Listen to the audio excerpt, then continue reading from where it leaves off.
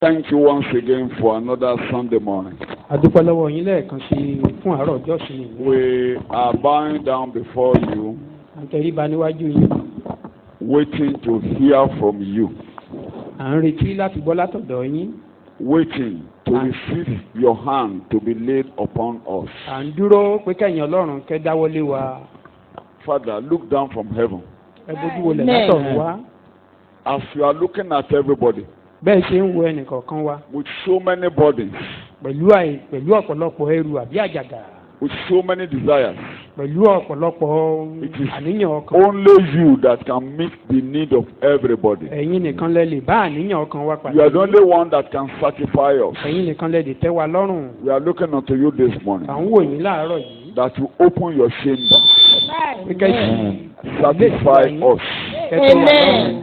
comfort us. Amen. Let the mighty hand of the Holy Ghost be laid upon us this morning. Àwọn Amen. agbára Ọlọ́run kó We bàjẹ́ want to láàárọ̀ yìí. move out of this hall a different person, A fẹ́ jáde kúrò nínú gbọ̀ngàn yìí ní ẹni ọ̀tọ̀. with joy, Amen. with peace, Pẹ̀lú Amen. àlàáfíà. with confidence. Amen. In Jesus' name we pray. Ní orúkọ Jésù ní àgbàdúrà. Let's be seated. Ṣé ká jókòó? I will be treating the main topic which we started 2 or 3 weeks ago this morning. Kókó ńlá tá a bẹ̀rẹ̀ ní bí ọ̀sẹ̀ mẹ́ta sẹ́yìn, òun gangan la fẹ́ gbéyẹ̀wò láàárọ̀ yìí. And that is which the point I make, point number 4.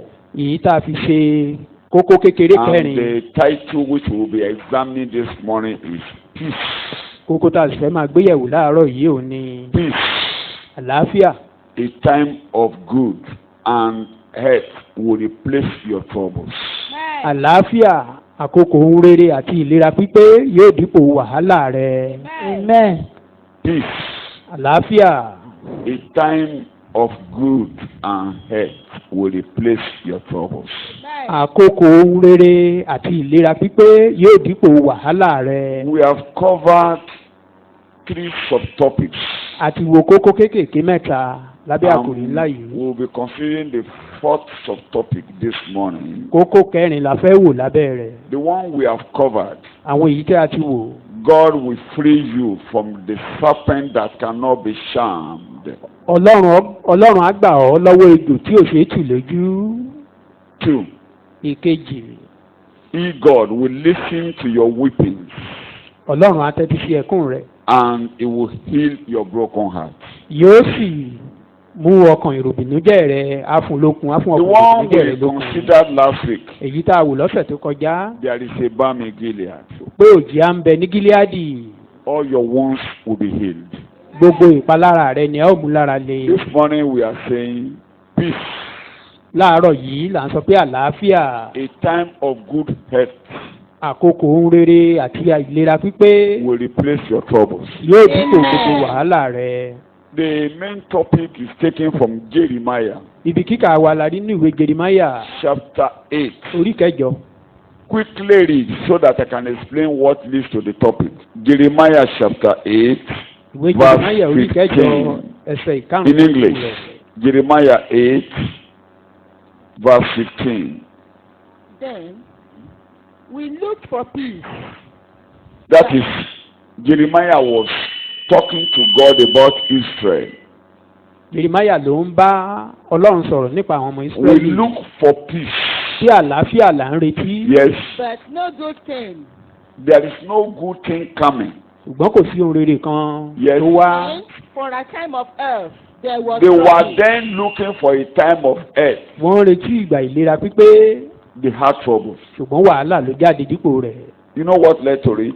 Ẹ mọ ohun tó fa eléyìí. Israelites had sinned against God by going to idols. Torí pé àwọn ọmọ Ísírẹ́lì ti ṣẹ̀ sí Ọlọ́run nípa lílọ sí bíbọ̀rìṣà. They had no time for God again. Wọn ò ráyè fún Ọlọ́run mọ́. They have pushed God aside. Wọ́n ti wá ti Ọlọ́run sẹ́gbẹ́ kan. And God now removed peace Ọlọ́run wá yọwọ́ àlàáfíà. He removed good things from them. Ó wá yọwọ́ ohun rere kúrò He lọ́dọ̀ wọn. removed sound health from them. Ó mú ìlera pípé kúrò. And the heart troubles. Wàhálà wá dé bá wọn. And that was the agony of the man of God before God then. Ìkérora ìránṣẹ́ Ọlọ́run yìí níwájú Ọlọ́run nìyí nígbà náà. And if we look at the Bible, Tá a bá wo ìwé mímọ́, when we will see that the moment Adam sinned against God, à á rí i pé ní kété tí Ádámù ti dẹ́ṣẹ̀ sí and Ọlọ́run, men went from the presence of God, tí àwọn ènìyàn sì kúrò níwájú Ọlọ́run, peace was removed. àwa yọwọ́ àlàáfíà kúrò lọ́rọ̀ wọn. Good things were removed. Ohun rere gbogbo la yọwọ́ rẹ̀ kúrò lọ́rọ̀ wọn. Earth was removed. Ìlera pípé pẹ̀lú And kò jẹ́ sí wọn mọ́. troubles came upon man. Wàhálà wá dípò ohun gbogbo wọ̀nyí Now lórí ènìyàn. that Jesus had come Nígbà yìí tí Jésù ti wá dé báyìí to replace, to die for our sins láti wá kú fún ẹ̀ṣẹ̀ wa, and take us back to God, láti lè dá wa padà sí ọ̀dọ̀ with Ọlọ́run. boldness we are now declaring to you, Pẹ̀lú ìgboyà la wá ń sọ fún wa, peace will be unto you. àlàáfíà ni fún wa. Good things will come to you. Ohun rere á tọ̀ wá wá. Sound earth will replace your trouble. Ìlera pípé á dípò wàhálà Your wa. troubles will vanish.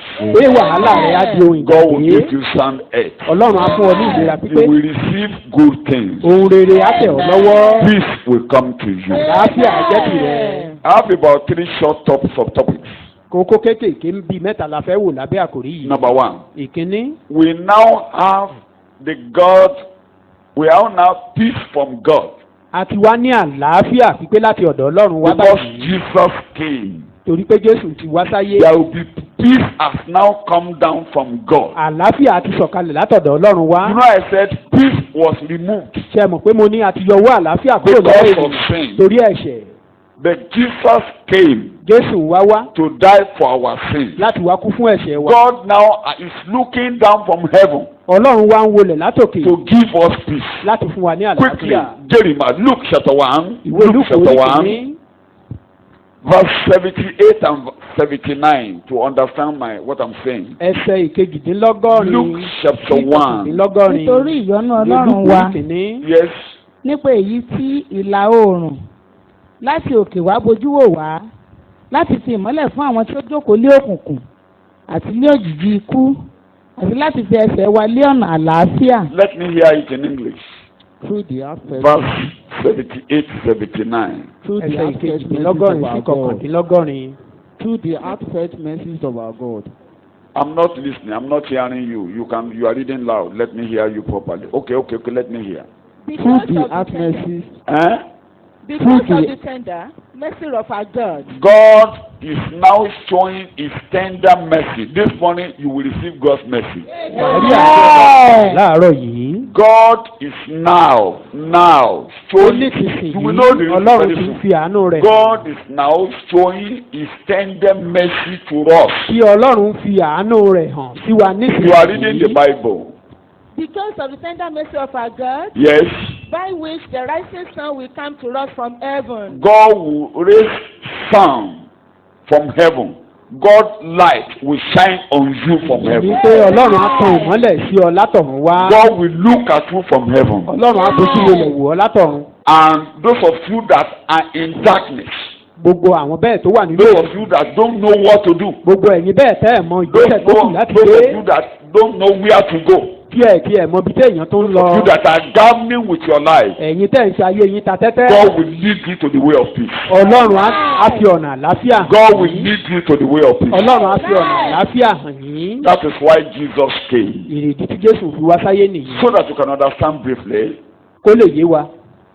you know, we have been walking in darkness, moving, wandering in the world. Ẹ mọ̀ pé a ti ń rìn káàkiri ayé nínú òkùnkùn. Adam wandered away from the presence of God. Ádámù ò rìn kúrò níwájú And all Ọlọ́run. of us born from Adam have been wandering from the presence of God. Gbogbo wa tá a wá jẹ́ ìran Ádámù yìí bẹ́ẹ̀ la wá rìn kiri káàkiri nínú Like ayé. Romans chapter 3 will say, we were grouping in darkness. Bí Róòmù orí kẹta ó ní àárín nínú òkùnkùn. And we don't even know where we were going. À ń fọwọ́ tálẹ̀ kiri nínú òkùnkùn All àti of us ìmọ̀bí tá moved à ń into the lọ. mouth of serpents. gbogbo wa là ń rìn lọ síbi tí ejò ti lè We dùn move yán. into the mouth of scorpions. bẹ́ẹ̀ là ń rìn níbi tí àkekèé ti We lè bá don't even ní. know the way of peace. àwa mọ̀nà àlàáfíà. We don't even find God. àti ẹ̀wá We don't even ọlọ́run. know God. àtìlẹ̀ mọ́. We don't know the way of peace at all. àmọ́ ọ̀nà àlàáfíà But rárá. God has come down through the Lord Jesus Christ ṣùgbọ́n ọlọ́run ti wá sọ̀kalẹ̀ nípasẹ̀ Jésù Kristi to olúwa show wa mercy unto us. láti fi àánú rẹ̀ hàn This fún wa. morning you will receive God's mercy. wàá rí àánú ọlọ́run gbà láàárọ̀ yìí. And God will lead you to the path of peace in the name of ọlọ́run á Jesus. fi ọ̀nà àlàáfíà hàn ọ́. There was an announcement when Jesus came to the world. Jésù ń ṣe ìkéde yìí nígbà tó wá sáyé. This prophecy àsọtẹ́lẹ̀ was yìí spoken by Zechariah wòlíì when Sakaraya ló sọ John the Baptist was born. nígbà tí a bí Jòhánù onítẹ̀bọmi That a child had been born bí a ti bí ọmọ kan who will now prepare the way for the Lord Jesus. tí yóò tú ọ̀nà Olúwa ṣe. Now when Jesus was born, nígbà tá a wá bí Jésù in Luke chapter 2, nínú ìwé Lúùkù let orí us hear the announcement from heaven. ẹ jẹ́ ká gbọ́ ìkéde látọ̀run wá We are reading from verse 8. láti ẹsẹ̀ ìkẹjọ rẹ̀. There were shepherds. Those shepherds were moving. àwọn olùṣọ́ In àgùntàn the ni wọ́n same ń kiri. region, there were some shepherds There were some shepherds. sent out in the fields. When we were in Israel, we were taken to that shepherd's field where God sent the angels to visit the shepherds. We were taken to that shepherd's field. ìránṣẹ́ Ọlọ́run sọ fún wa pé nígbà tán lọ sí Ísírẹ́lì wọ́n fi pápá àwọn darandaran wọ̀nyí níbi We tí were áńgẹ́lì ti bẹ̀ able wò to wọ́n fi see where hàn they wọ́n were moving and God visited níbi them. tí wọ́n ti ń rìn tán ti ń da ẹran kiri tọ́lọ́run ti bẹ̀ God wọ́n wò. also will visit you this month. Ọlọ́run á bẹ ìwọ náà wò láàárọ̀ yìí. You are reading the Bible. Keeping watch over their flocks at night. They were keeping watch over their flock at night. wọ́n ń bójútó ẹran wọn lóru. You are reading. An angel of the Lord appeared to them. An angel of the Lord appeared to them. áńgẹ́lì ọ̀rọ̀ ń farahàn wọ́n. And the glory of the Lord shone around them. Not only the angel of the Lord, kì í ṣe áńgẹ́lì Ọlọ́run nìkan. God's glory came down to the shepherd. ògo Ọlọ́run sọ̀kalẹ̀ sọ́dọ̀ wọn. What does he say? And the glory of the Lord shone around them. Yes, And they were terribly frightened. yes. So the angel said to them, The angel said to them, do not be afraid. don't be afraid. For behold, Behold, I bring you good news. there is good news for Of you. great pé ìròyìn joy, ayọ̀ Of wà great fún joy. which will be for all the people. Everybody will have joy. gbogbo ènìyàn ni yóò láyọ̀. Everybody will receive the good news. gbogbo ènìyàn ni yóò gba ìrírí ayọ̀ Those who náà. receive the good news, gbogbo àwọn tó gba ìròyìn they ayọ̀ will have yìí, joy wọ́n á ní ayọ̀. and they will have peace. wọ́n á sì ní àlàáfíà. I will be declaring the good news this morning to you. màá máa sọ ìròyìn ayọ̀ náà fún ọ Those láàárọ̀ of yìí. you who hear the good news, gbogbo ẹ̀yin tẹ́ ẹ bá gbọ́ ìròyìn who ayọ̀ yìí receive the good news, tẹ́ ẹ sì gba ìròyìn ayọ̀ yìí. joy will visit you. ayọ̀ á bẹ̀ yín wò. Peace will visit you. àlàáfíà yóò sì And tẹ̀lé. your life will give God the glory. ayé yín á wá fi ògo fún Your Ọlọ́run. life will give God the glory. ayé yín á fi ògo fún Ọlọ́run. Go to verse 14 to hear what I'm saying. ẹsẹ̀ ìkẹrìnlá. Chapter 2, verse 14. Glory to God in the The highest.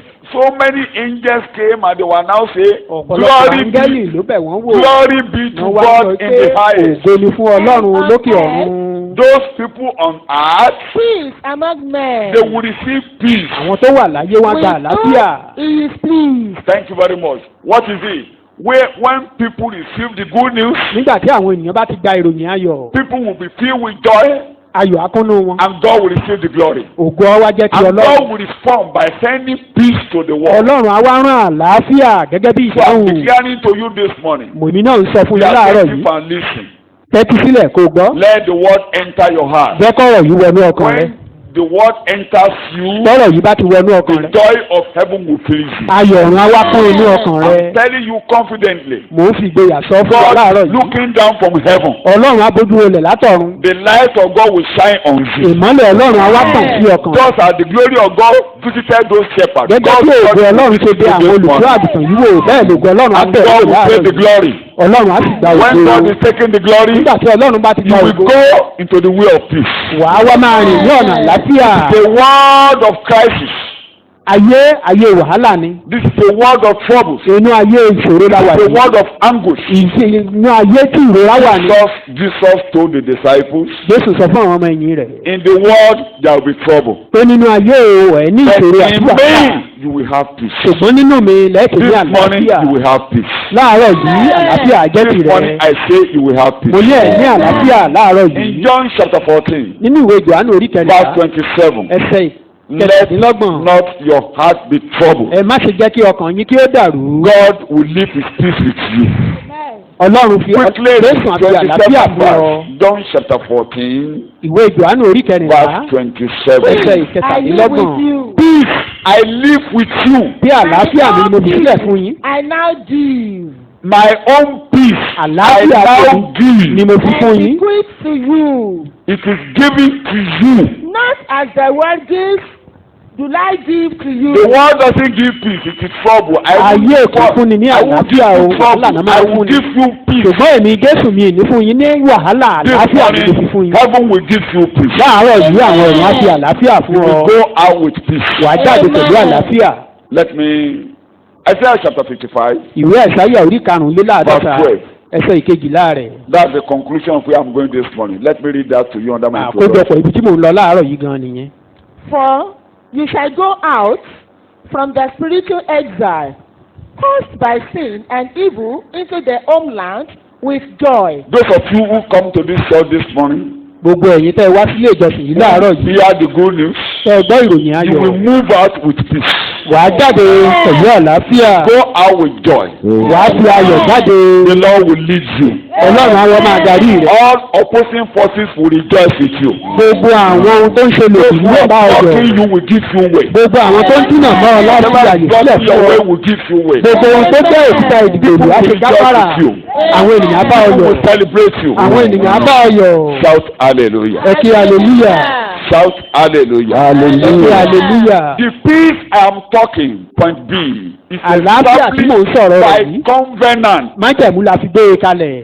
The peace I'm talking about this morning àlàáfíà tí mò ń sọ̀rọ̀ rẹ̀ láàárọ̀ yìí. by covenant. májẹ̀mú ni a fi gbé kalẹ̀. In Hebrews chapter 13, nínú ìwé Hébérù orí kẹtàlá verse 20, ẹsẹ̀ ogún rẹ̀. it's established by covenant. pé májẹ̀mú la fi gbé e There is kalẹ̀. no peace in the world without this covenant. kò sí àlàáfíà nínú ayé láìsí No májẹ̀mú yìí. human being can enjoy peace without that covenant that kò is sí ọmọ established. ènìyàn kan tó lè gbádùn àlàáfíà láìsí májẹ̀mú yìí. Everybody will be in chaos. gbogbo ayé á wà ní wàhálà nínú They will be in wàhálà. trouble. wọ́n á wà nínú You all ìṣòro. remember in Genesis chapter 1, gbogbo wa la rántí ní ìwé the Jẹ́nẹ́sísì world orí was kìíní. chaotic. ayé wà ní jújù. No form. kò sí Nobody know what to do. kò sí ẹni tó mọ nǹkan láti But ṣe it mọ́. took God to come from heaven Ọlọ́run nìkan ló sọ̀kalẹ̀ and látọ̀run. declare, let there be light. ó sì sọ ó pàṣẹ rẹ̀ pé kí ìmọ́lẹ̀ kí ó wà. Before that light came, kí ìmọ́lẹ̀ yìí tó wà. Holy Spirit was sent forward. àti iná ẹ̀mí mímọ́ ṣáájú. One of the three in heaven was sent forth. ìkan nínú àwọn mẹ́ta lọ́kan la rán ṣáájú. Without the heavens coming down, láì sí pé àwọn ọ̀run sọ̀kalẹ̀. everybody will be chaotic. gbogbo àwọn ènìyàn á bọ̀ wà ní dúdú Everybody will wàhálà be in táwọn. trouble. gbogbo wọn á wà nù wàhálà. The heavens must visit you.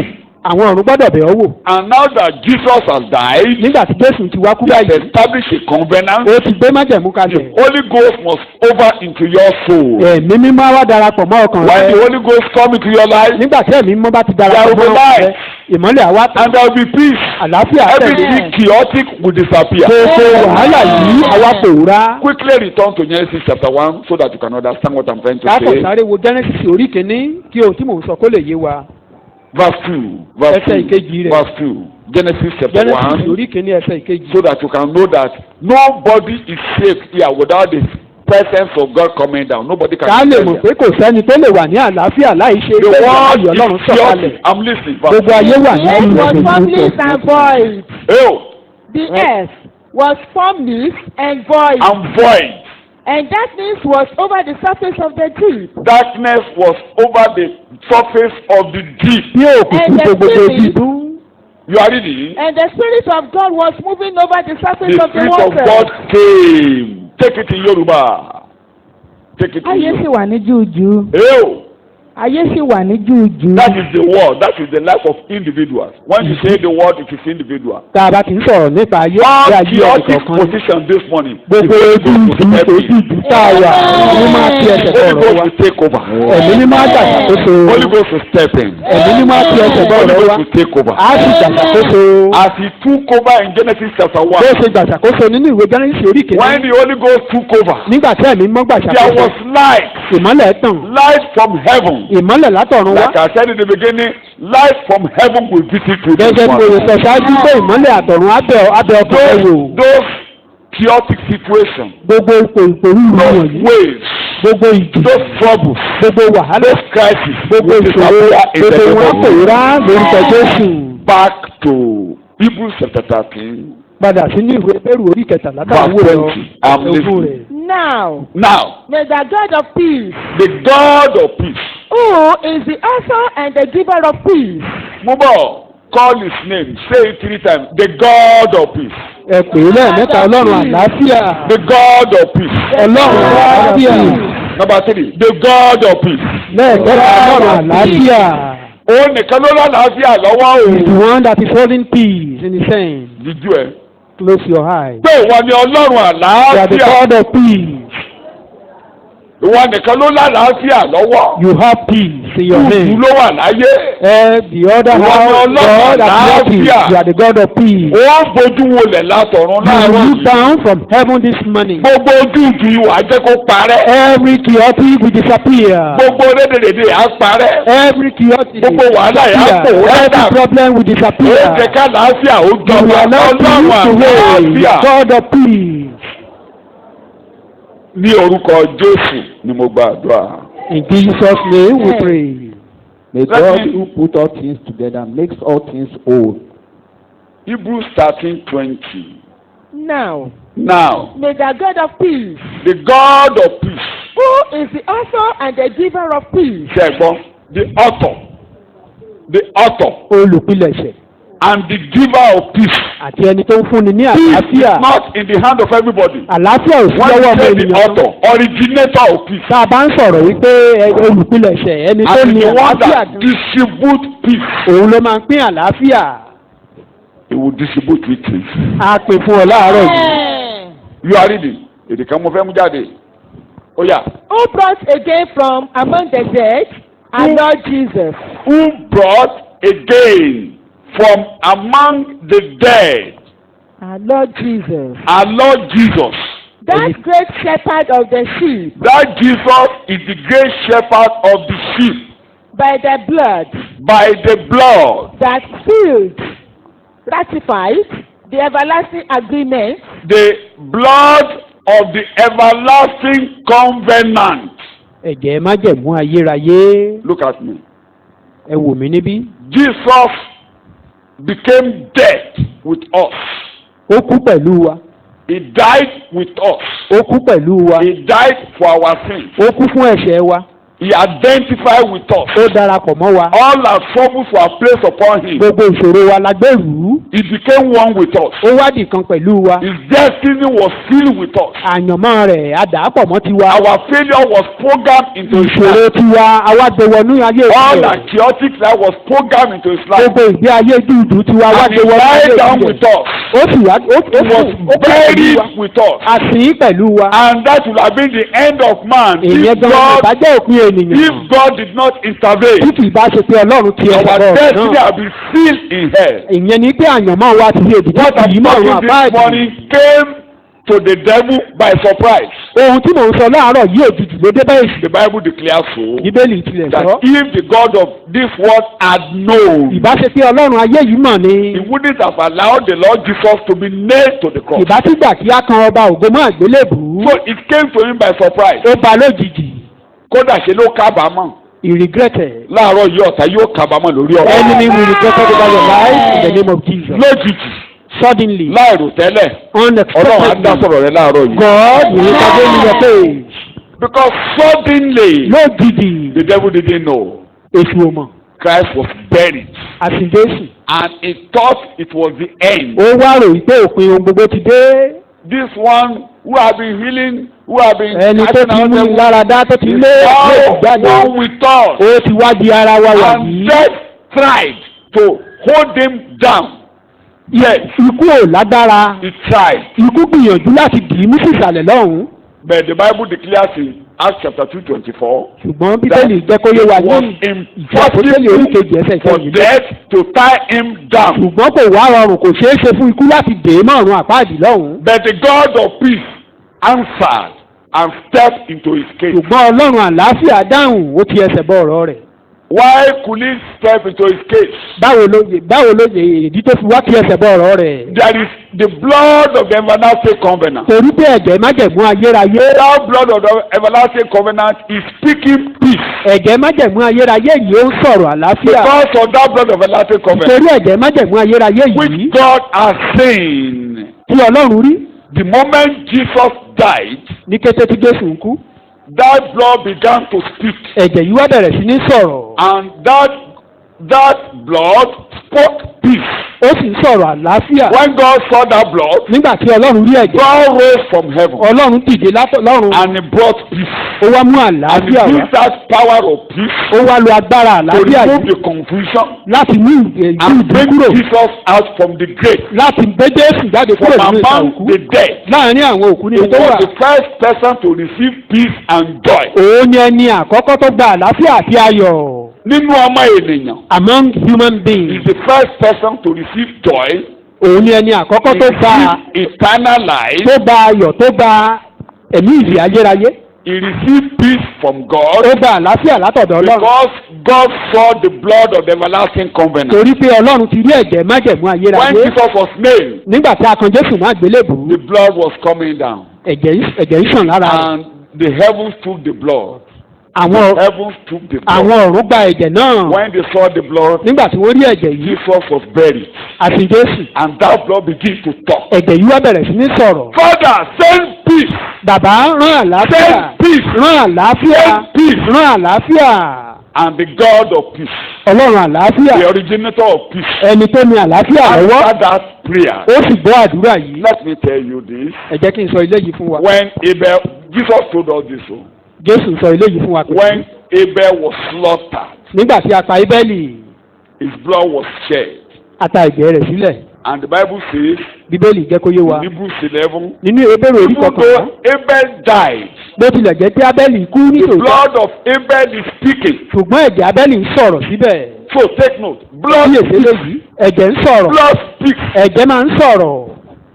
Those who are being killed in Nigeria today, that's a digression. mo yàbàrà gbogbo àwọn tí wọ́n ń pa ní orílẹ̀-èdè If lónìí the church lọ́dún. refuse to pray, tí ìjọba kọ̀ láti gbàdúrà. their blood is speaking to God. ẹ̀jẹ̀ wọn ń sọ̀rọ̀ What létí is Ọlọ́run. God saying? kí lẹ̀jẹ̀ yìí wá ń sọ. Take vengeance. gbẹ̀san mi. Take vengeance. gbẹ̀san wá. Take vengeance. gbẹ̀san wá. Take vengeance. gbẹ̀san wá. Take vengeance. gbẹ̀san wá. Let me confirm that a little bit. jẹ́ kí n fìdí eléyìí múlẹ̀ When you go to Revelation chapter 6, tá a bá lọ sínú ìwé ìfihàn orí kẹfà when you begin to read from verse 9, láti ẹsẹ̀ ìkẹsàn rẹ̀.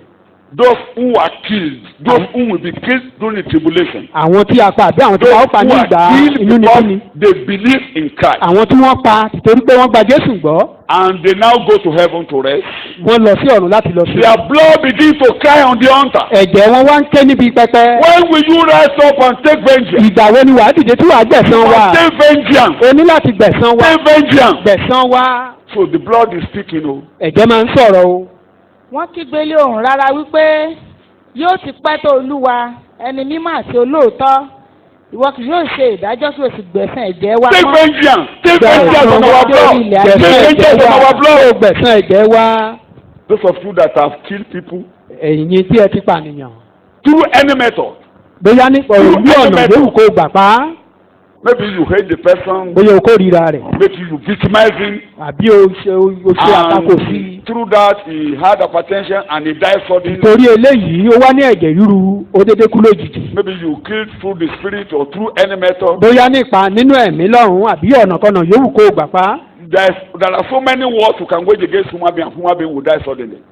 ọ̀nà oríṣiríṣi ọ̀nà Make lẹ́nu any ìta. attempt and anybody died, the blood is speaking. The tẹ blood. ọ̀nàkọ́nà yòówù tó bá gbà The blood. bí ẹni yìí kú ẹ̀jẹ̀ rẹ̀ ń sọ̀rọ̀. That's what I was saying it yesterday. Bẹ́ẹ̀ni, Some Sọ́lá mi. children will victimize their parents and their parents will die before the time. The blood of that woman or that father or that mother will speak. àwọn ọmọ kan wá gbógun ti àwọn òbí wọn títí tí tẹ̀mí rẹ̀ á fi bọ́lá ìpè ọjọ́ irú ẹ̀jẹ̀ irú ẹni bẹ́ẹ̀ tó bọ́lá ìpè ọjọ́ yìí á máa sọ̀rọ̀ Children síbẹ̀. who don't take care of their parents, àwọn ọmọ tí ò ṣe tí ò their tọ́jú òbí wọn parents suffer to death. tí ìyá wọn jìyà kú àbí òbí God wọn will talk. ẹ̀jẹ̀ á máa sọ̀rọ̀. the blood will be down in the family and will be shouting. ẹ̀jẹ̀ yìí á máa kígbe nínú God, ẹbí take yìí take vengeance. pé kó gbẹ̀san mi Take vengeance on this gbẹ̀san children. mi Take lọ́wọ́ vengeance on these children. gbẹ̀san mi lára àwọn ọmọ Children have wọ̀nyí died. Take vengeance on these children. gbẹ̀san mi lára àwọn ọmọ wọ̀nyí That's why I used to tell you. òun mo ṣe máa ń bá wa sọ. You know, one of my cousin, my cousin is now gone home. ẹni tí mò ń sọ yìí ó ti re ayé báyìí.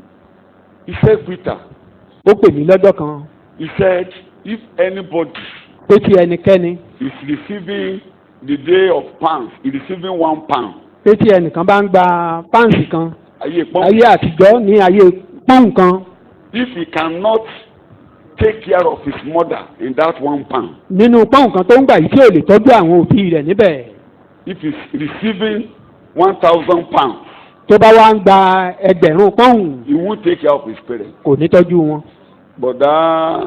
Bọ̀dá John Ọlọ́lá John, the man he say mentioned it regularly, ọmọ sọ lóòrèkóòrè regularly. pé ó máa ń tẹnu Bẹ́ẹ̀ mọ́ ni bá ti lóòrèkóòrè. gba sílè mẹ́wàá if tó you gba are receiving fọ́ọ̀mù 10 kobo tó nìkan one jẹ́ pound tí ò you are rántí eating bàbá it àti yèyé rẹ̀. without remembering your Nípa bá parents. gba fọ́ọ̀mù mẹ́ẹ̀ẹ́dógún. If you Yes, receive yes, 30 yes. naira, you will remember them. So kékeré tó ń gbà ni. That little you Tó are bá ti receiving, rántí àwọn òbí rẹ̀. you don't remember your parents. Kọ́ bá lọ kú. If they Kọ́ bá lọ die, kú. if they should die, Ẹ̀jẹ̀ rẹ̀ á sọ̀rọ̀ o. the blood is Kẹ́kẹ̀rẹ́ bá still. ti pariwo. If Ilẹ̀ á the lé mọ́ blood o. makes one. Ilẹ̀ á máa jà. Ilẹ̀ á The things bínú. will be difficult for you. That is, the land will be waging war. Tó against ẹ̀jẹ̀ you. tó ń ta sílẹ̀ káàkiri gbogbo Nàìjíríà The blood they were Ẹ̀jẹ̀ shedding in aláìṣẹ̀ this tó ń káàkiri country, kò lọ the lásán. unseen people that their blood Jesus were being shed. told us, blood will require from the blood of Abel Pé látòrí ẹ̀bẹ̀ Ábẹ́lì, ẹ̀jẹ̀ Ábẹ́lì, up to Zechariah that was killed in the temple títí dé orí ẹ̀jẹ̀ Sakaraya tí a pa from níbi the pẹpẹ. generation of Israelites.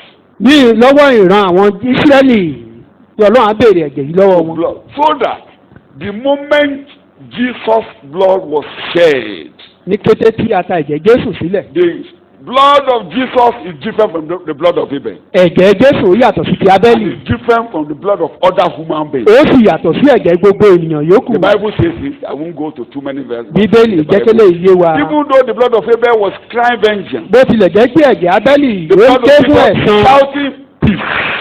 Ẹ̀jẹ̀ Jésù ó ń ké fún àlàáfíà, àlàáfíà.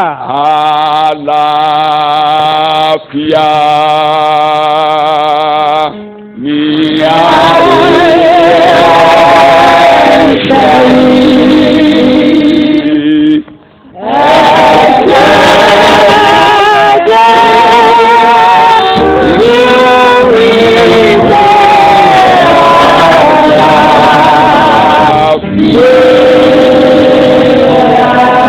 Two more times.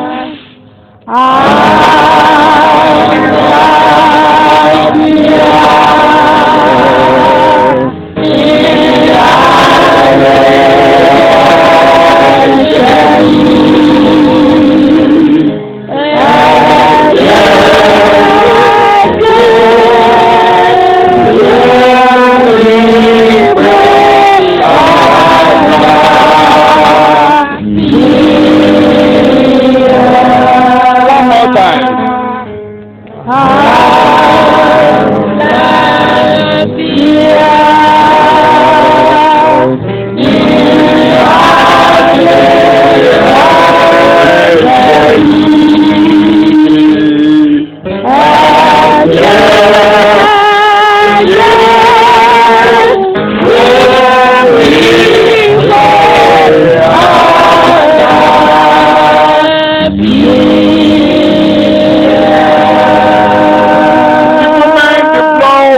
He was nailed to the cross. Ní kété tá a kan Jésù mọ́ And the ìdílé, blood came out. tí ẹ̀jẹ̀ sì jáde lára The rẹ̀. blood began to shout unto God. Ẹ̀jẹ̀ yìí bẹ̀rẹ̀ sí ní ké sí Ọlọ́run.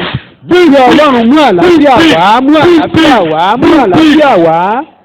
And God rose up from heaven. Ọlọ́run sì dìde lọ́run. When he was buried, Nígbà tá a sì kú Jésù, and there was light ìmọ́lẹ̀ sì wá tàn. in the darkness. Nínú where he òkùnkùn was. ní ìsàlẹ̀ níbi tó wà God lọ́run. sent light. Ọlọ́run rán And when ìmọ́lẹ̀ light síbẹ̀. came in, Nígbà tí ìmọ́lẹ̀ sì débẹ̀, light followed.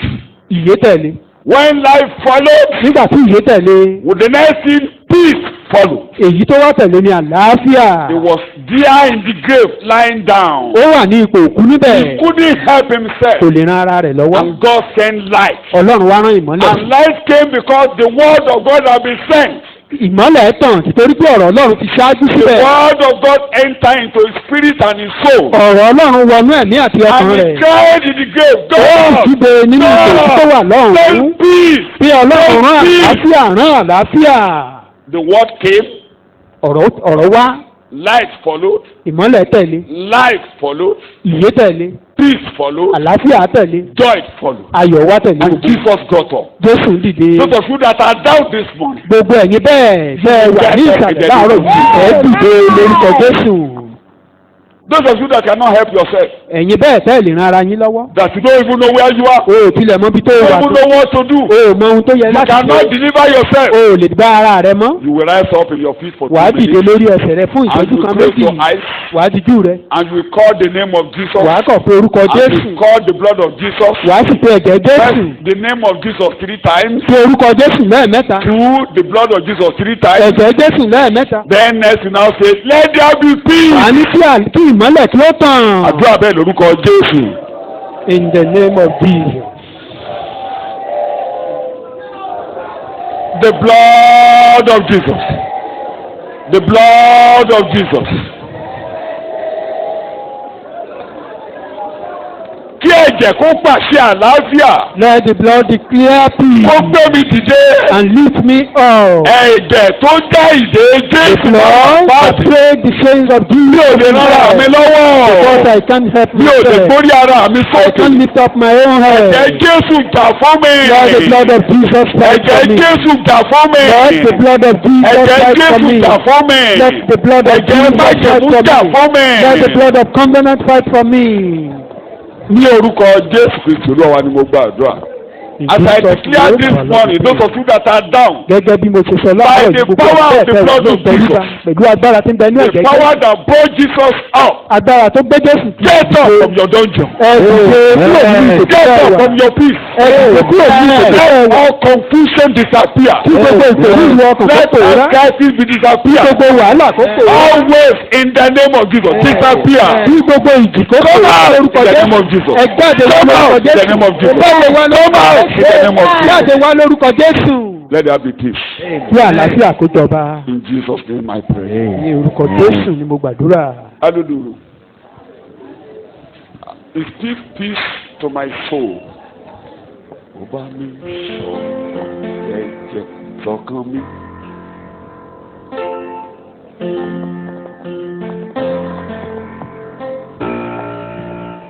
Speak peace to my soul. Whisper peace to my soul.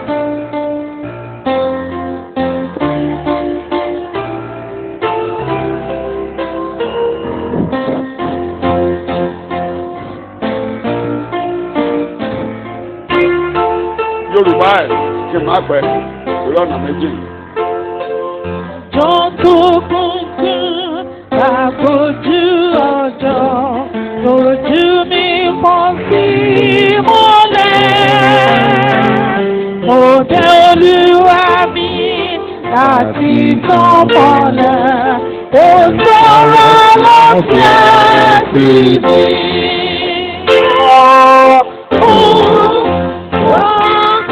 Ọ̀rọ̀ jẹ́jẹ́.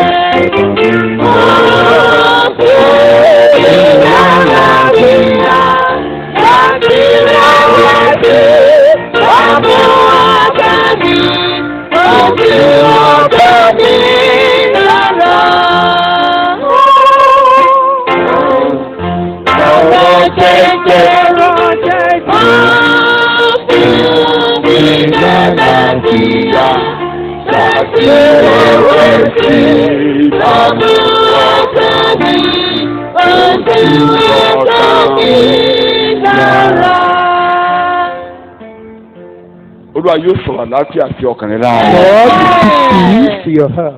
Ìtura ló máa bá lọ lé láàárọ̀. You go home with comfort.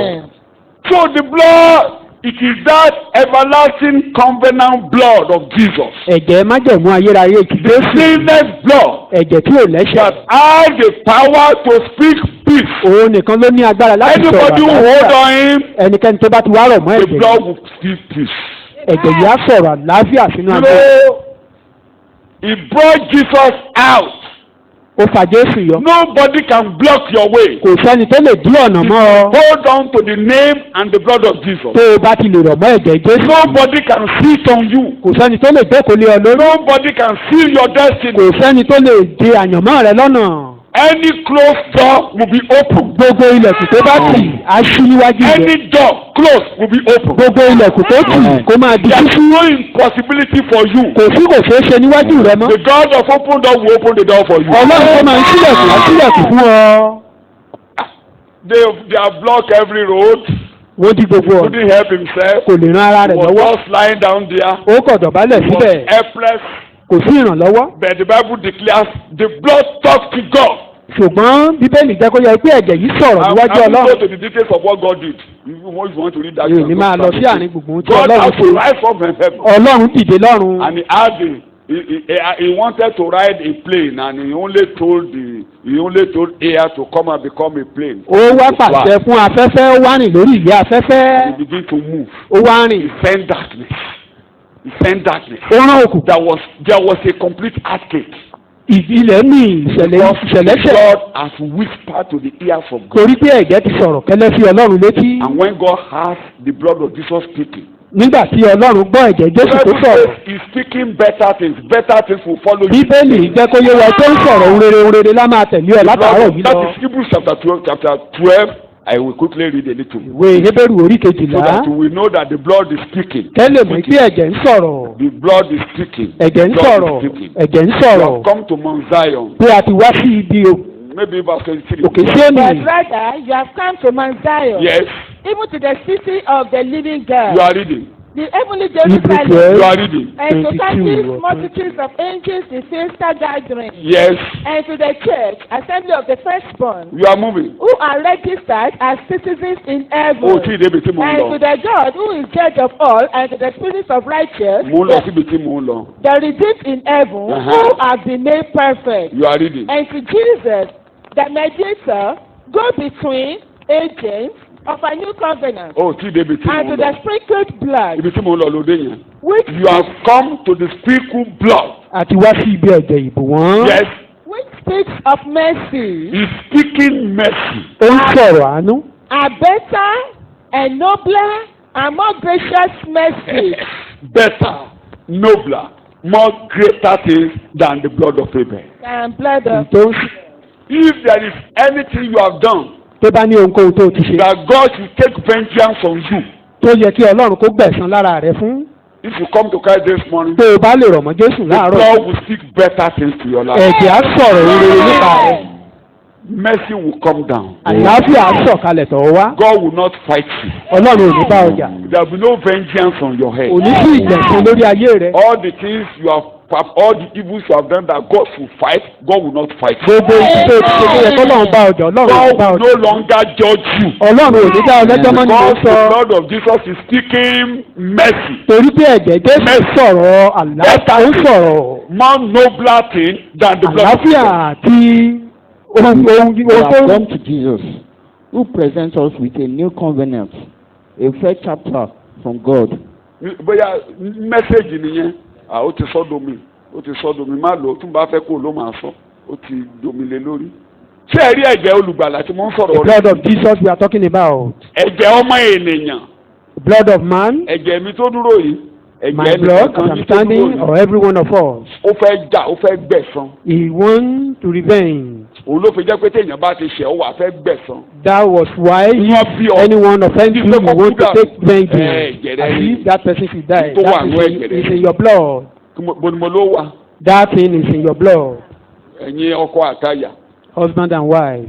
Tọkọ bá ṣẹ̀ ò kékeré. If your husband offend you, Inú lè bí just a ẹ̀yàwó. little. Kẹ́jẹ̀ ẹ̀rú kó má wo oúnjẹ. The wife may be angry and decided not Tó to bá prepare bẹ̀ food ṣe for husband. ìyàwó ni ò ṣe dáadáa. Inú Or lè maybe bí ọkọ his kó má fún wife ọbẹ̀ that lẹ̀. offended the husband. Torí ẹ̀jẹ̀ The tó wà nínú husband ẹ̀jẹ̀ they rẹ̀. decided not to give him Kí lẹ̀jẹ̀ yẹn money. fẹ́ ṣe? Because the blood of you want to avenge. Òun ló fi kò ṣèwọ ẹ̀jẹ̀ rẹ ni. Not you, it's in your blood. Kí mo ló ṣe? That thing is in tí your blood. ẹ̀jẹ̀ Jésù ò bá dàpọ̀ mẹ́jẹ̀ rẹ ó rọrùn. If the blood of Jesus did not mix with Torí your ẹ̀jẹ̀ blood, ẹ̀sán you yẹn ò lè trouble. dọ́rùn. Kò lè Because dọ́rùn. that your blood cannot take you to heaven. Ẹ̀jẹ̀ ẹ̀sán ní It's a blood of vengeance. ẹ wo àwọn tí a pa pẹ̀lú ẹ̀rí Jésù gan. Look at those who are killed for the testimony of Wọ́n Jesus. kú pẹ̀lú ìgbàgbọ́ They wọn. die even with their Wọ́n faith. gbẹ́kẹ̀lé Jésù, wọ́n pa They wọ́n trusted in Christ and they were ẹ̀jẹ̀ healed. wọn gan kégbe Their ẹ̀sán. blood were even Tó crying wà ní ẹ̀jẹ̀ for rẹ vengeance. ẹ̀sán kí ni mo pè é? Vengeance is in your blood. So la ṣe ní kẹ́ ẹ jẹ́ kí orin àwọn ọmọ mi. That is Jẹ́ why Jésù dàpọ̀.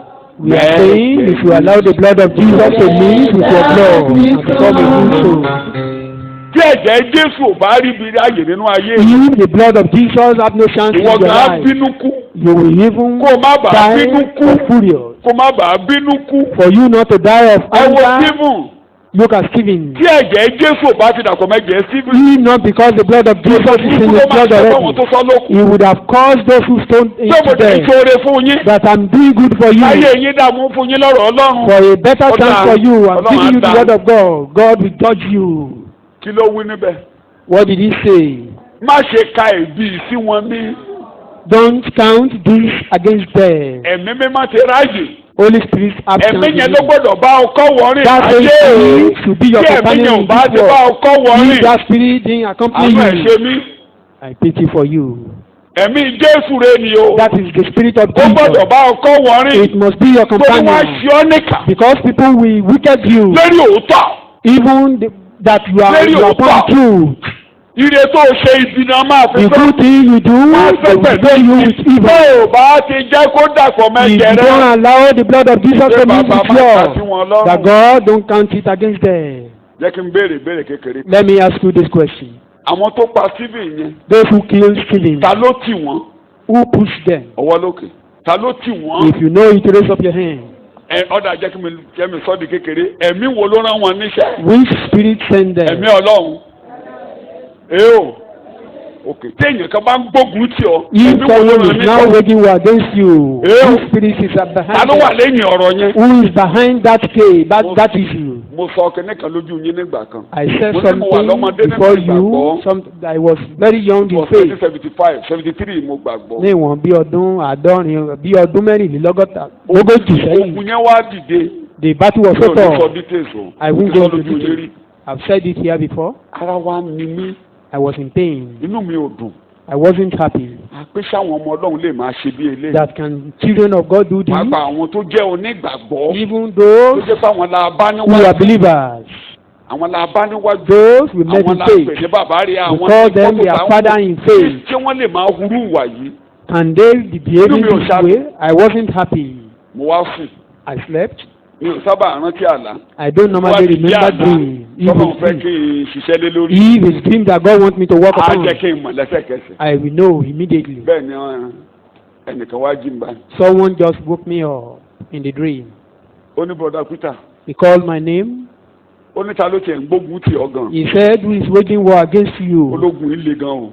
He said, "This Ó ní ta ló ń battle gbógun is tì so ọ́. tough." He said, "Who is that?" Mi ò person?" tiẹ̀ dúró ní ìṣẹ́jú méjì ń bá dárúkọ arákùnrin kan I lára didn't wọn. delay. I just mentioned a sọ. particular name. Torí àmọ́ ibi tí mẹ́sẹ̀gì mi máa dé. I will not mention that name now. Ń bá dárúkọ. I just mentioned that name. Ó ní stop that. Ó ní kí n panu mọ́. Ó lè sì ló fẹ́ bà tiẹ̀ jẹ́. He said, "It's Satan that want to ruin your Ó ní wọ́n life. fẹ́ lé ọkọ̀ òun àgbàgbọ́. They want to Ó ní wọ́n take fẹ́ away gba faith Bíbélì from lọ́wọ́ rẹ̀. you. Ó They lẹ́ni want yẹn to ò take bá away ọjà Bible rárá from kò you. Then that gbógun tì ọ́. person Ó has lè sì nothing ló ń with gbógun you. tì ọ́. That Satan is waging war Ẹjọ́ ṣé against mo you. rèsì? Did I see Ta ni mo rí? Satan? But I see Ẹni tí mo rí human yẹn ni being. mo dẹ̀ gbè ní. And the person Wọ́n I ní saw was pé I thought wọ́n was lẹ́ni Jimmy. tó ń tì ní. That there is another person behind Kí you. ni wọ́n fẹ́ kí n ṣe níbẹ̀ yẹn? What do they want me to Ọwọ́ lókè. do? Yes. Fún ìgbàdúrà ìyẹn wà ń bẹ̀ kì í ṣùgbọ́n kí lọ Ọlọ́run ẹ̀kọ́ wo ló ń kọ́ mi níbẹ̀ yẹn yes yẹn. Kí n mú mi èèyàn lọ́ta yes. Arákùnrin tí mo pè lọ tí mo sọ pé ó ń bá mi jà kí ni wọ́n fẹ́ kí n ṣe? Kí n má bàjà rárá. That I should not fight him. Kí mi máa ṣoore fún. That I should be doing good to him. Kí n máa ṣe rere fún. Should be doing Pé good kò to bá him. mi jà kò sí lẹ́yìn ọ̀rọ̀ mi. He is not behind the Kò mọ issue. kẹ́kẹ́ nípa ohun tó ń ṣe mí. He knew nothing Kí mo ní kò about the ṣe? case.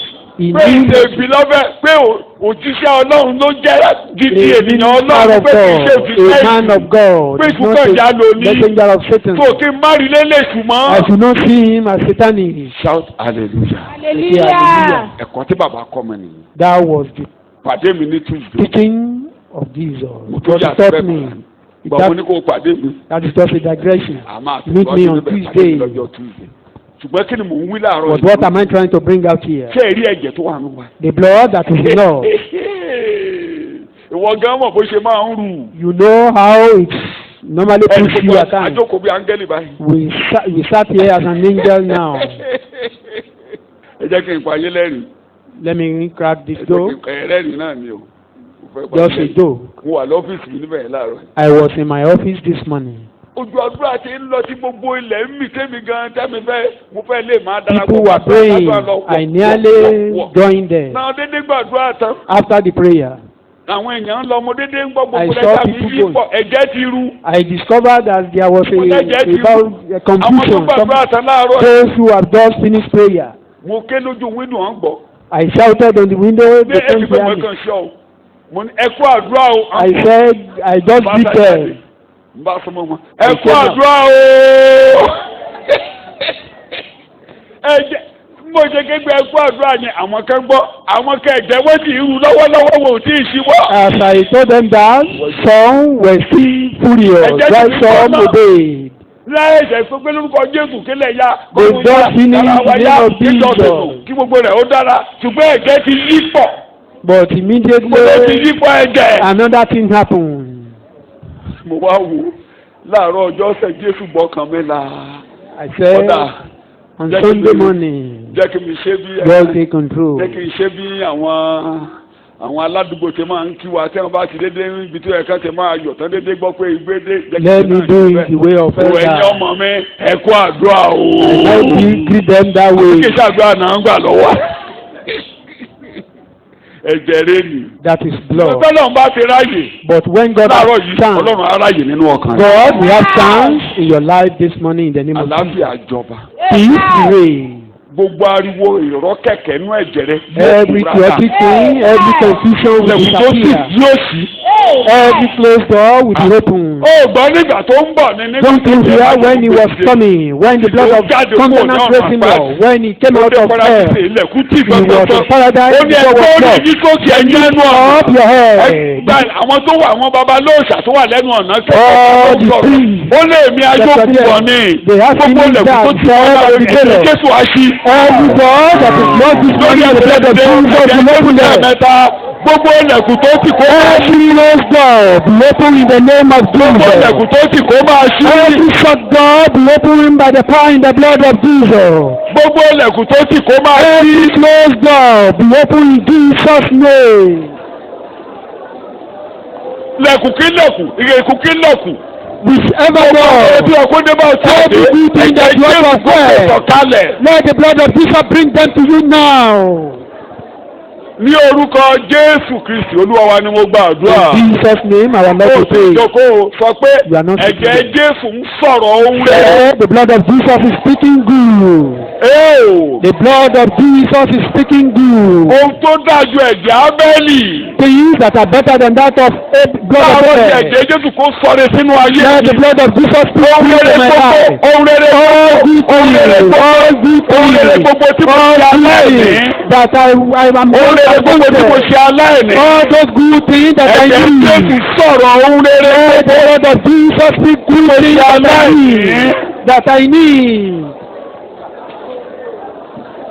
Ó jẹ́ sọ̀rọ̀ ìwọ ló máa sọ jáde á dẹ̀ rí bẹ́ẹ̀ ẹnu ẹ̀ ń tó bá ń fẹ́ ló máa sọ jáde. Speak out with your mouth. Ẹ̀jẹ̀ tó ń sọ̀rọ̀ ohun The rere Lord that speak of good. tó ń sọ̀rọ̀ That speak àlàáfíà good things, that speak ó ń sọ ti peace. ìlera. He speak your health. Kó sọ ohun rere. Speak good things. Ní orúkọ Jésù Kristi Olúwa wa ni mo gbàdúrà. In Jesus' name, our Lord, we Jókòó. pray. Sit down.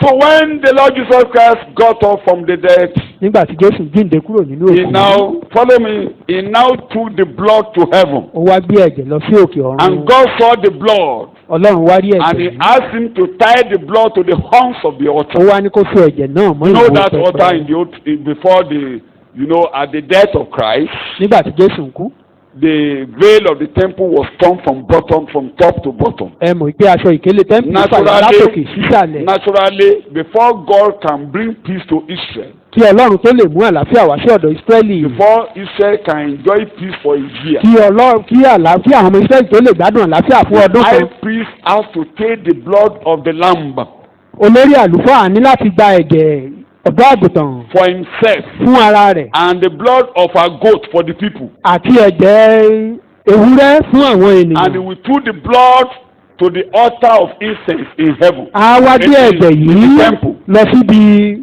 tẹ́ḿpìlì the altar of incense. ibi tẹ́ḿpìlì túràrí There is the cherubim and àti pẹpẹ seraphim. túràrí. Cherubim and seraphim. Níbẹ̀ ni kérúbù àti séráfù They are hovering Wọ́n wà. over the mercy seat, wọ́n sì dìbò ìtẹ́ àánú yìí. and the high priest will go there and pour the blood on the mercy seat. Olórí àlùfáà á wá lọ da ẹ̀jẹ̀ yìí síbi ìtẹ́ àánú And he yìí. will sprinkle that blood 7 times on A sì wọ́n ẹ̀jẹ̀ yìí ní ìgbà méje 3, 4, síbi pẹpẹ náà 5, 6, 7. ní ìgbà As he méje. sprinkle the blood Bó ṣe wọ́n ẹ̀jẹ̀ yìí 7 times complete, ní ìgbà méje tí ń ṣe pípé is the blood.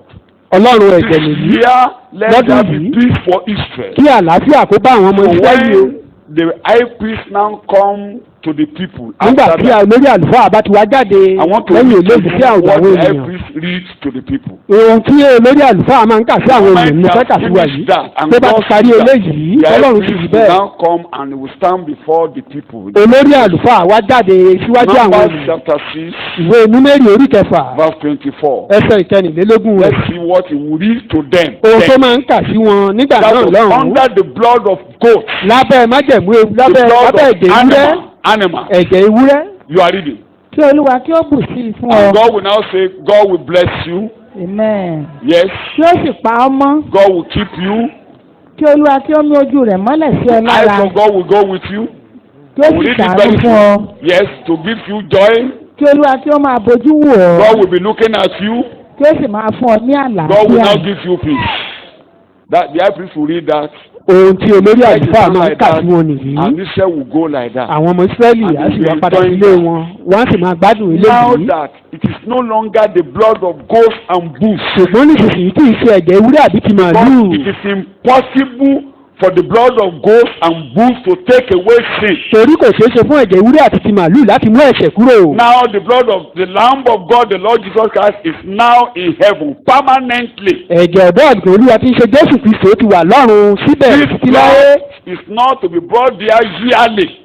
Kì í ṣe ọdọọdún là ń gbé ẹ̀jẹ̀ yìí lọ This síbẹ̀. blood came there once and for all. Ẹ̀ẹ̀kan ṣoṣo. According to Hebrews chapter 9, Gẹ́gẹ́ bí àkọsílẹ̀ Ibẹ̀ orí verse kẹsàn-án 24, ẹsẹ̀ the ìkẹrìnlélógún blood rẹ̀. was taken there once and for all. Bí ẹ̀ẹ̀kan ṣoṣo títí láé la sì gbé ẹ̀jẹ̀ yìí lọ nítorí síbẹ̀. kò wọ ibi mímọ́ tí a fi ọwọ́ ṣe lọ. Where does he go? kì í ṣe ti àpẹẹrẹ ti òtítọ́. Jesus didn't go to the old tabernacle because that had been destroyed. ṣùgbọ́n ó lọ sí ọ̀run pàápàá. Wait, so any church, any Ìjọkíjọ. gathering Ìpéjọpọ̀. doing anything according to Moses Tó bá sì ń ṣe ohunkóhun gẹ́gẹ́ bí ìlànà Mósè. is working on the destroyed order. Ó ń rìn ní ìlànà ìparun. Ìlànà tọ́lọ́run ti wó mọ́lẹ̀. Ìlànà tí Ọlọ́run ti wó mọ́lẹ̀. Ṣé ni Jésù fa aṣọ ìkélé ya? Jesus cleared the veil of the Tẹ́ḿpìlì temple. wó. The Tẹ́ḿpìlì wó. temple was pulled down. Ọlọ́run ò sí níbẹ̀ mọ́. God is no more there. Ògo Ọlọ́run ti fi The bẹ̀rẹ̀ lé. glory of God had Tí departed. a bá rẹ́ ẹnikẹ́ni tó ń jọ́sìn You gẹ́gẹ́ bí will see àpẹẹrẹ anyone Mósè that is lónìí. still worshiping as Kò lè rí Ọlọ́run the níbẹ̀ mọ́. temple of Moses. Ọlọ́run ti fi You wọ́n can't lẹ̀. see God there. God Wọ́n is máa no more bọ̀ there. nìṣà. They will be worshiping Ọlọ́run idols. ti kọ̀yìn sí wọn báyìí. God is now backing there. Ọmọ Ọlọ́run ṣe. Wọ́n ò lè rí ojú rere Ọlọ́run They ẹ̀fọ́ ní wọ́n can't máa. see Wọ́n á the túbọ̀ word of God. túbọ̀. They will only be Wọ́n á making túbọ̀ wọ́n máa sacrifice. para wọn. They will be killing Wọ́n themselves. máa rí ìrìnsẹ̀ wọn máa para wọn. They Wọ́n máa will láyé. see vision and Orí Ọlọ́run wish ti kọ̀yìn sí wọn. hunting because God is no more there. Torí Jésù ti wó yẹn mọ́lẹ̀. Jesus has pulled that one down. But now he has gone to heaven. Ó ti wá gòkè rí ọ̀run báyìí. Now he has gone to heaven. Ó ti gòkè lọ The sọ́run. blood is on the altar. Ẹ̀jẹ̀ wà níbi He pẹpẹ. doesn't sacrifice it every year. Kì í ṣe ọdọọdún ló ń ṣe He é. has done it once and for all. Ó ti ṣe é lẹ́ẹ̀kan péré. Because he has done it once and for all. Torí pé ó ti ṣe é lẹ́ẹ̀kan God péré. is now at peace. Ọlọ́run ti wá wà ní And when àlàáfíà. Jesus now put the blood on the altar, Nígbà you tí listen Jésù to me, gbé ẹ̀jẹ̀ débi pẹpẹ. and he came down, he told us Ó when he sọ̀kalẹ̀. was taking the blood to the altar, Ìgbà tó ń gbé ẹ̀jẹ̀ yìí lọ ó sọ fún wa. he sent a woman to us. Ó rán obìnrin kan. Don't say woman is a common thing. Woman is very important. Ẹ má sọ pé àwọn obìnrin ṣá o.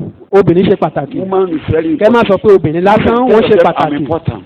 Ìwọ obìnrin sọ fún ààrẹ pé mo ṣe pàtàkì. You don't believe that. Oh, gbà You tó dáa. think you are the bully. Ee o, sọ bẹ́ẹ̀ pé ikọ̀ Ọlọ́run ni mí. Tell yourself I'm ambassador of Obìnrin ni mo Christ. ní kó sọ̀rọ̀. I'm talking to women. Ikọ̀ ta ni ọ́? I'm ambassador of Christ. Ẹnìkan ní kọ́ ìṣù lòun. Somebody saying it's ambassador of Satan. Ikọ̀ ta ni ọ́? You are ambassador of Christ. Ẹnìkan lóbìnrin ò lè ṣe rere. Someone said, tell yourself I do good.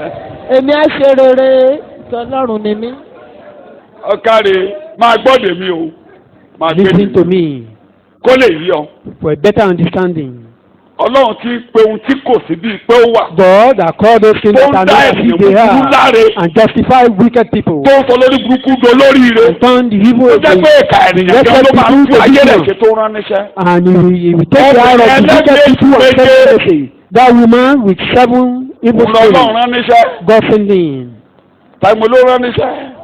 Ẹ̀mí èṣù mélòó mo ló ní. How many evil spirits? Ẹni tó ń sá fún nínú ilé yẹn The ẹ̀yọ́ kan person you are running away from your house. Ìgbà tí Yorùbá He bá has dárúkọ only one ẹ̀mí. way. Tẹ́ dárúkọ You call ẹ̀mí. him witches.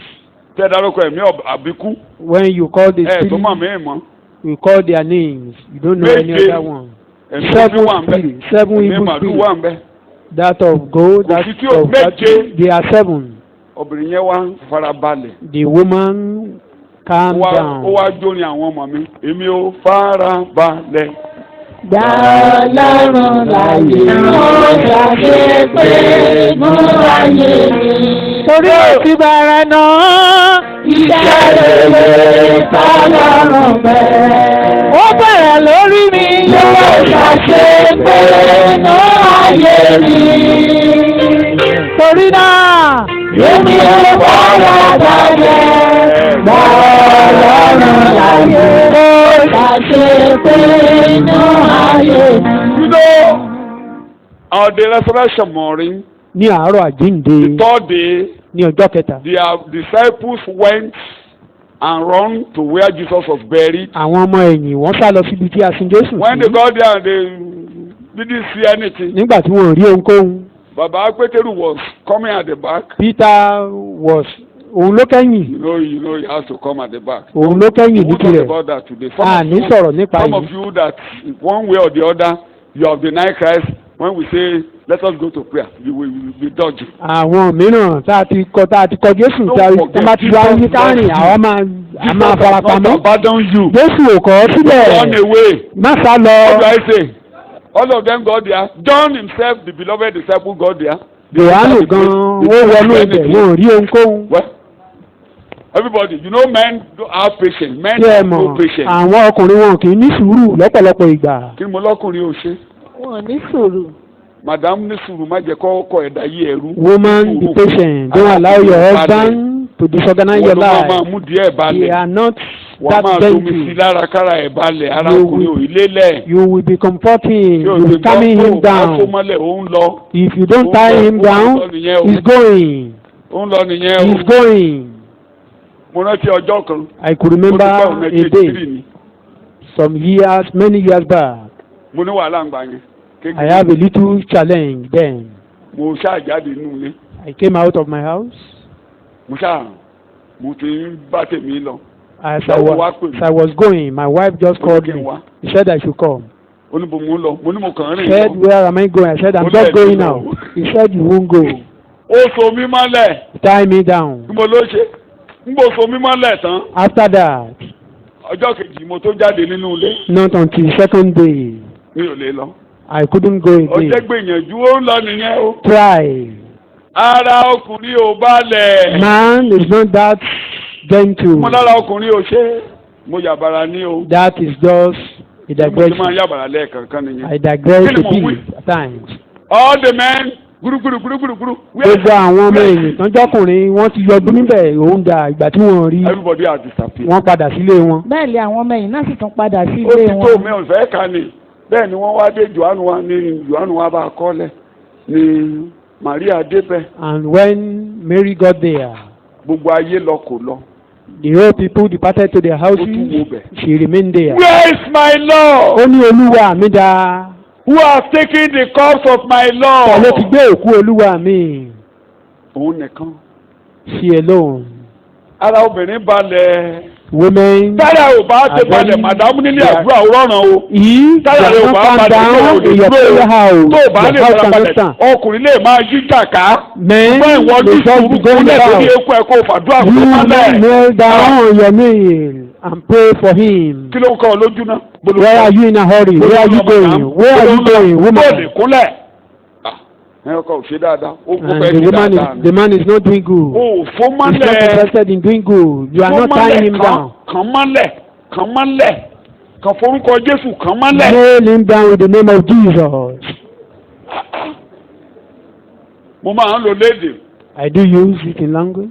àwọn Yorùbá ní àpè tọmọ kan bá sọnù tó bá pẹ́ tẹ̀ ṣe wà sẹ́rìn rí wọ́n á pè é. The Yoruba have a particular charm. They can call anybody anytime from wherever it may be. wọn náà lè kọkọ ẹ wálé pẹ̀lú orúkọ Jésù. You can call your husband home with the name of Jesus. a ní kó máa lọ ó lọ nìyẹn. And you wọ́n say ló ní kó máa lọ adé lọ. that you should be going, and you because you want to that way and you wọ́n go ló ní kò kàn ẹ́. because you are not pé tó bá wù ní interested. kò fà yé ẹ̀ ṣe. Whatever wọ́n ló wí you bẹ́ẹ̀ like to use his life for, wọ́n ló wí bẹ́ẹ̀ o. you said it. mo yàbàrà ní o. It's mo fẹ́ kó just òun lè kó a digression. síbẹ̀ ní Màríà wà mí sí. And Mary got there, bàbá wa dìde lọ́run. and Father rose bàbá up tó in dìde heaven. ń wò kò tí ì lọ o. Jesus that resurrected was still here. ó wà láyìíká abojú ó kẹ́kì He never ascended to heaven. He was looking at them, but they can't see him. Màríà wá dúró. Mary now stood, bàbá náà wá change. and ó gbé Jesus nǹkan tó came. fi ń wẹ̀ tí fúláwà dájú He ó dàbí took aṣọ́gbà a watering lẹ́ni tóun ló can ń gáìdì ọgbà. like a guard, bẹ́ẹ̀ ni bàbá wa ní Màríà wá rí ọkùnrin kan tó ń káàkiri. and Mary saw the man wandering about, ẹ sì sà and he called the man. mo wo Sir, bí I àgbẹ̀ looked bàbá rẹ̀ at this àṣìbẹ̀ á place. rí. Our father was buried here. I couldn't see ṣé èdè him. fi hàn mí bí tá a gbé Can ìwú you show àwọn me sí. where my Lord bàbá was? wa wò ó. And the man looked at her. ó wò ó pé ọmọbìnrin yìí This woman, ó tún dìmọ́ mi débí. and you cleave unto me up to this moment. pàpọ̀ òkú lọ́dọ̀ mi You stay with me. ló wá lanu. He now opened, Màríà. called her name, òun náà ní Rábónì. and she responded. He wanted to hold Jesus, and he Madam told Wu. her, "Don't touch me. mo ń ṣiṣẹ́ olórí àlùfáà I'm doing the lọ́wọ́. work of high priest now. mo fẹ́ gòkè lọ sọ́dọ̀ Ọlọ́run I mi want to ascend to my àti Father Ọlọ́run yín. and your mo fẹ́ lọ and your sọ́dọ̀ God. bàbá mi I'm going to my àti Father bàbá yín. and your Father as well. àwọn ọmọ mi tó wá bí tán lọ lẹ́ẹ̀kan. All lọ my sọ children fún that wọn. came here the other time, go and tell them." The first evangelist. Oníṣẹ́ ìrìnrere àkọ́kọ́. kí ni mo pè òun ló kọ́kọ́ kéde pé Jésù wà láàyè. She was the first person to proclaim that Jesus is alive. tó ní òfẹ́ ṣe ń tiẹ̀ kóbìnrin ni ọ́. That is what you don't want to do, and you are saying you are a woman. Tell them Sọ fún wọn I'm alive. pé mo wà láàyè.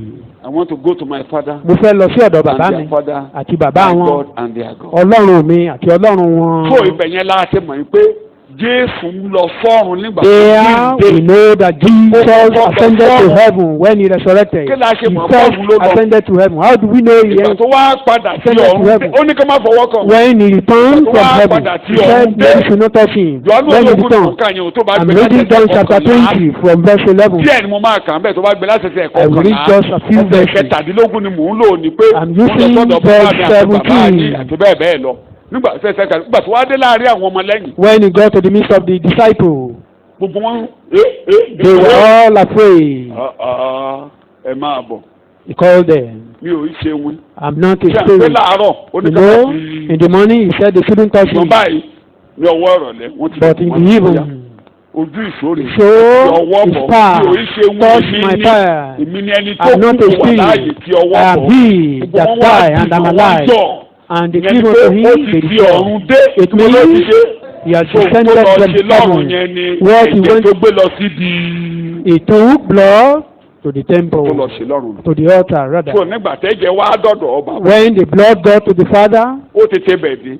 he has Ẹ returned wá from máa the gbọ́ place. gbólóhùn tó tẹnu ẹ̀ jáde The language that came out of him nígbà tó tọ̀run dé when he tí wọ́n returned from fi heaven. ọwọ́ kan tí gbogbo wọn They touched him, they all hugged him. John 20 Ìwé Jòhánù from 17 orí 19 ogún lọ. láti ẹsẹ̀ ìkẹtàdínlógún sí ọ̀sẹ̀ ìkẹtàdínlógún. Yes.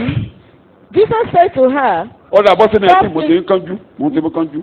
so when it was evening on that day, Yes, the first day of the week, yes, and when the doors were shut, the doors were shut. where the disciples were, Níbi tí Jésù wà for fear of the torí ìbẹ̀rù àwọn Júù. Jesus came Jésù dé and stood in their midst ó dẹ̀ dúró láàárín wọn. and said to them, N tó wá ṣe nìyẹn ó wá ṣiṣẹ́ olórí. He came to do to perform the duty Ó wá of the náwó high báyìí. priest. Spread forth his hand. Bí ẹ̀yin ọmọlẹ́yìn That you disciples peace be with you. bí ọ̀tún. àlàáfíà fún yín. Láàárọ̀ yìí àlàáfíà nínú ara rẹ̀. Just mean àlàáfíà in your body Àlàáfíà system. nínú ilé rẹ̀. Àlàáfíà in your home. Àlàáfíà nílé ọmọ. Àlàáfíà in your womb. Àlàáfíà nílé ìtọ̀. Àlàáfíà in your bladder. Àlàáfíà nílé ìgbẹ́. Àlàáfíà in your colon. Àlàáfíà láàrin ọkọ àtàlẹ́. Àlàáfíà in the Àlàáfíà family. nílé iṣẹ́ rẹ̀. Àlàáfíà in your enterprise. Olùdùn wà kí àlàáfíà Where there is confusion, let there be Fún peace. ilé ẹ̀kẹ́ sí kí àlàáfíà kó jọba. Let there be peace. Nínú ìdílé yín kí àlàáfíà kó In your jọba. family, Nínú peace. ẹbí yín kí àlàáfíà kó jọba. In your family, peace. Gbogbo rádà. Every confusion is disappear in the name of Jesus. Ní orúkọ Jésù, ní orúkọ Jésù, ní orúkọ Jésù. Anything against me disappear. Gbogbo tó lè ṣe lẹ́yìn tó lè rá. Amen. Let there be peace. Ní àlàáfíà tó jọba. Ẹ̀jẹ̀ ti sọ̀rọ̀. The blood has spoken. Ẹ̀jẹ̀ ẹ má jẹ̀mú. Kí ni mo The blood of covenant. Mi ò ní parí ẹ̀kọ́ ṣùgbọ́n màá fi dá síbi tó ti dúró dá. Mo ń fún wa, I'm giving us the reason why there is peace today. Èrè ìdí tí àlàáfíà fi Father wà is the lónìí author ni of sọ peace. fún wa. Pé bàbá wa ni Jesus has died. olùpilẹ̀ṣẹ̀ àlàáfíà tó And Jésù the ń peace fún wa. is based on the power of the covenant that brought Jesus from the dead. Pé àlàáfíà tó wà yìí májẹ̀mú tó gbé Jésù Kristi dìde kúrò nínú òkú ló dúró lé lórí. Lastly, let me stop there. Jẹ́ kí n mẹ́nu dúró lórí ìkókó All the yìí. others will meet me in other lectures. À máa wo ìyókù nínú ẹ̀kọ́ mìíràn. When after taking the blood onto the altar, Nígbà tó gbé ẹ̀jẹ̀ lọ sí ibi pẹpẹ, he waited here for 40 days ó wá dúró níbí fún ogójì ọjọ́. and he ascended to heaven Ó wá gòkè lọ ọ̀run padà. and is sitting at the right hand of God. Ó wá jókòó lọ́wọ́ ọ̀tún What does Ọlọ́run. the Bible say Kí ni about Bíbélì wá sọ nípa tirẹ̀? Hebrews chapter 2, Hébérù orí kejì. verse 17 and 18. Ẹsẹ̀ ìkẹtàdínlógún sí So ìkejìdínlógún. peace will replace trouble in your life today. Bí àlàáfíà àdìpọ̀ ìyọnu nínú ayé rẹ̀ láàárọ̀ yìí. Òrèrè àtọ̀ wá láàárọ̀ yìí. Come to you today. Ìlera títí àwa orí láàárọ̀ Because yìí. we have an high priest in heaven. Torí pé a ní olórí àlùfáà Nítorí náà. lọ́run. Yes, ó yẹ pé nínú ohun gbogbo bẹ́ẹ̀ni. kí ó dàbí àwọn ará rẹ̀ Yes. kí ó lè jẹ́ aláàánú àti olóòótọ́ olórí àlùfáà Uh-huh. nínú ohun tí í ṣe ti Ọlọ́run kí ó lè ṣe ètùtù fún ẹ̀ṣẹ̀ àwọn ènìyàn. Ó ti darapọ̀ mọ́ wa. He identified with Nínú us ìyà.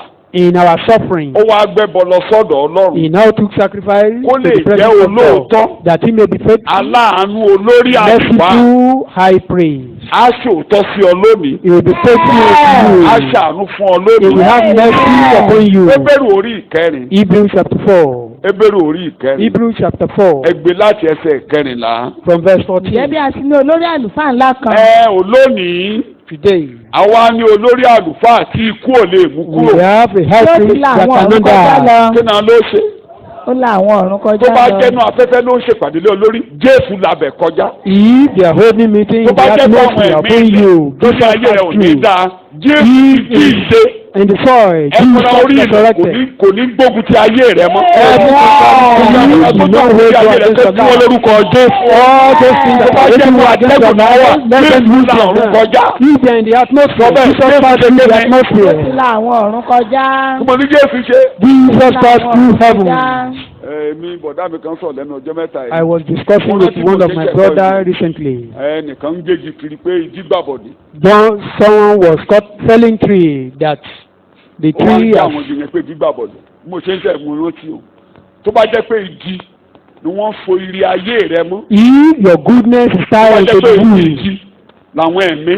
or the ó spirit jókòó lórí ayé ẹ̀ tí ń ṣèpàdé. that sat upon your life, gbàgbọ́ bẹ́ẹ̀. hold their meeting Máa in fún yín ní inside the àpẹẹrẹ tree. kan. Though I don't believe in mo that, tẹ̀lé sọ́ni méjì. I can even give you 2 examples.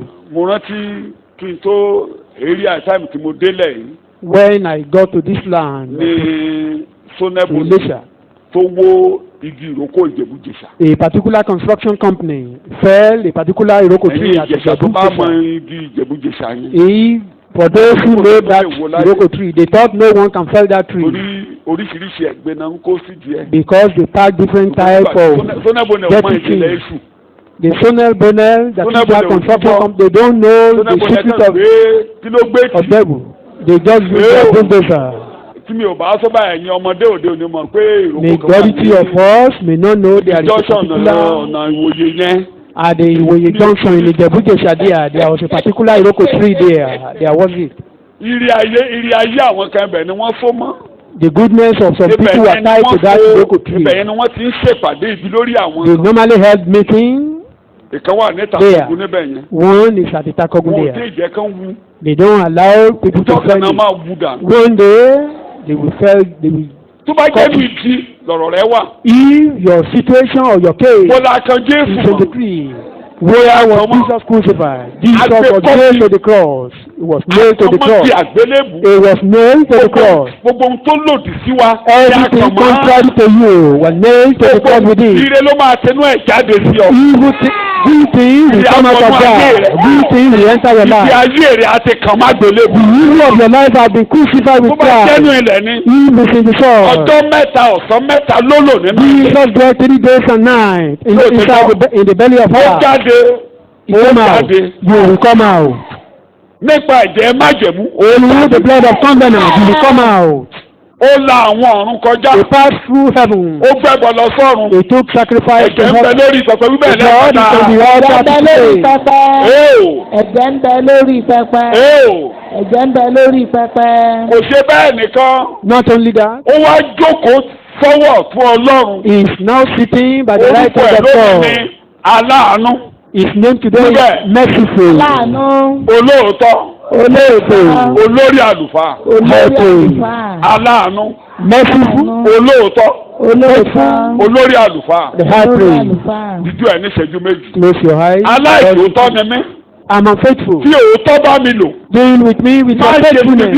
bí àìsòótọ́ mi. Don't deal with me according to my olóòótọ́ faithfulness. yan èmi ní You are aláìsòótọ́. faithful. I'm unfaithful. orí ẹ̀jẹ̀ má jẹ̀mú. Because of the blood of tàbí lọ́wọ́ covenant. àìsòótọ́ lónìí. Deliver me from tàbí unfaithfulness. lọ́wọ́ àìsòótọ́ lónìí. Deliver me from my unfaithfulness. olóòótọ́ yan aláìsòótọ́ You are lónìí. faithful. I'm tàbí unfaithful. lọ́wọ́ àìsòótọ́ lónìí. Deliver me from túbí unfaithfulness. kalẹ̀ túbí kalẹ̀ túbí kalẹ̀ Set túbí me kalẹ̀ free. lọ́wọ́ àìsòótọ́. Set me free orí from my ẹ̀jẹ̀ unfaithfulness. Jésù. Because of the orí blood of ẹ̀jẹ̀ Jesus. Jésù. Because of the blood of orí Jesus. ẹ̀jẹ̀ Jésù.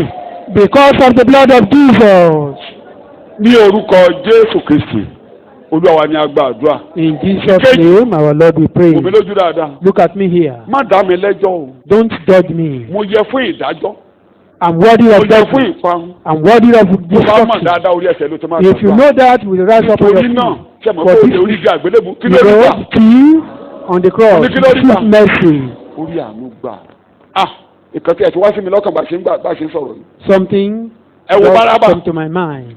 olùṣọ́ àgùntàn wá sọ níbi ìsọjí. Look at Barabbas. wọ́n ti dájọ́ ikú fún.